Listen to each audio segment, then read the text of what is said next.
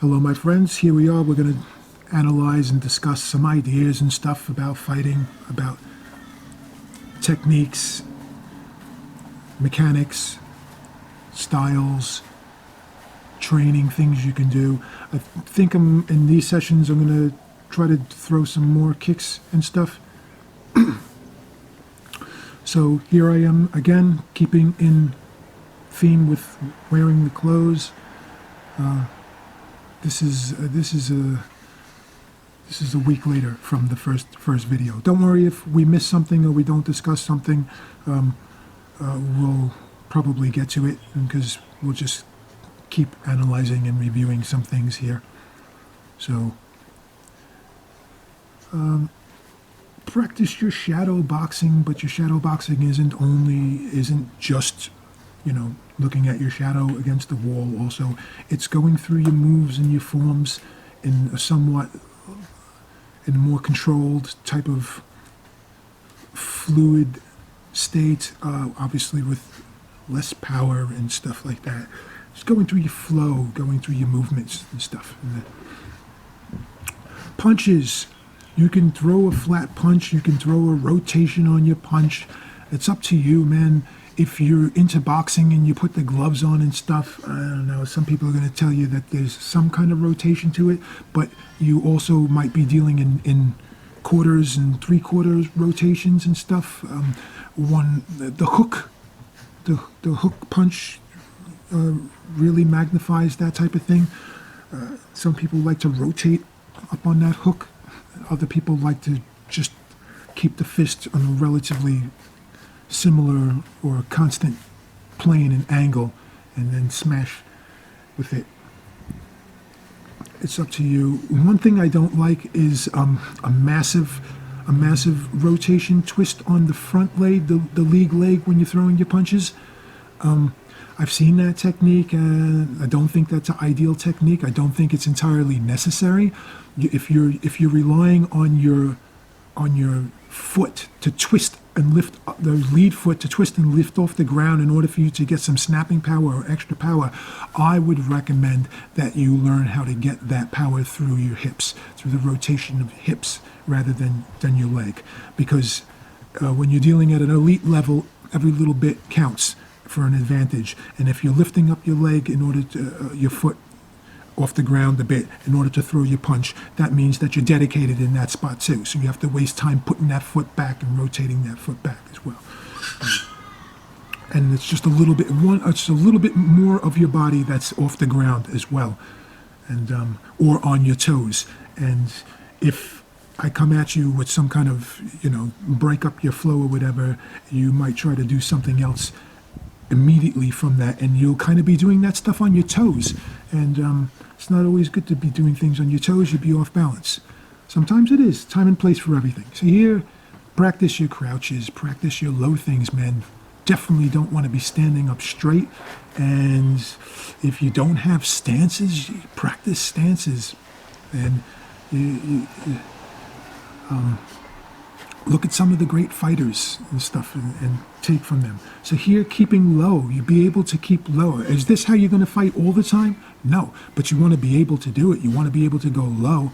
You want to be able to duck a punch and not have to rise up before you do your next move, because that's all you know how to do is throw moves when you're tall or when you're standing more upright and stuff. Throw moves when you're down.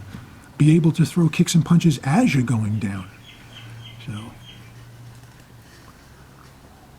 keep those fists tight. Keep those fists tight. Practice when you're throwing a punch. Make sure that your other hand, is in a guarded position or has in a position to guard yourself if possible. Fluid movements, the shuffles. You're in control. Okay, you should be able to move your hands in any position.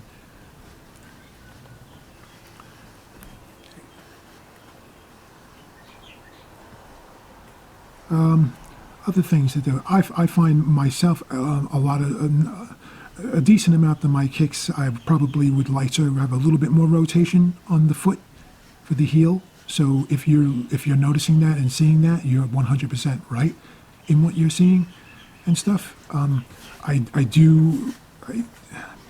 probably pick up bad habits from sparring.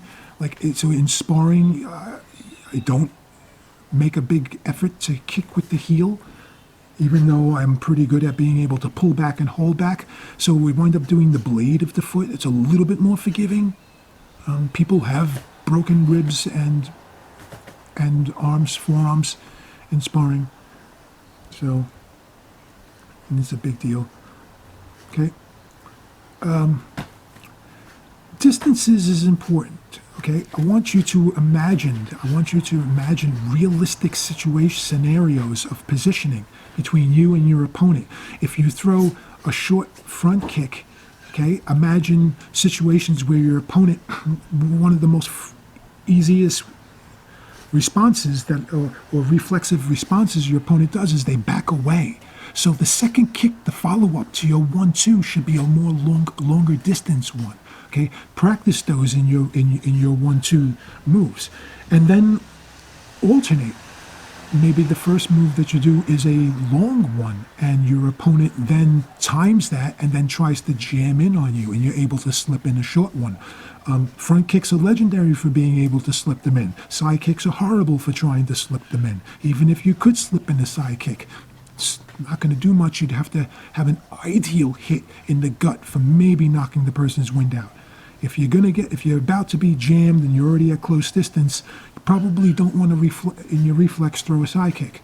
Okay, but sneaking in a front kick's fantastic. Sneaking in a real low one to the knee or the shin. Okay, we're not talking sport here, though. Okay, throwing kicks to the knee to blast somebody's knee out is a serious thing. I had a hard time with these type of things in my youth on the street because I didn't have as much. I didn't have a vast fighting knowledge. I knew Taekwondo in the beginning, so I would get into an argument with somebody over something that truthfully was a little bit small, but my option was, okay, chop out their neck, smash out their knee. And I started realizing this it's not going to go well, man. I can't, possibly disfigure somebody for life over an argument, even though I understand the theory of playing for keeps as well. And, people make the bed that they lie in. But I had a responsibility. I felt I had a responsibility as well. So I took it upon myself to learn even more. And one thing that I did in learning more was I got better at boxing, because I didn't want to spear finger somebody's eyes out because we were getting into an argument at a sporting thing, and I was, at a baseball game or something like that. And yeah. I've been there. So, what are we doing here now? Beside ranting. Practice your movements. Practice those stepping and stuff. That's just exaggerating the goon monkey type of thing. But you see the control there. I want you to be in control of your movements. Sometimes you're bobbing and weaving forward and back. Sometimes it's up a little bit. Okay? Sometimes it's unpredictable. Short steps. These are a lot of moves that people practice. They'll put the tires on the floor and then they'll step through it and stuff like that. Just very valuable stuff. One thing that what we'll eventually get at is how you can streamline your art, how you can streamline your fighting techniques and stuff.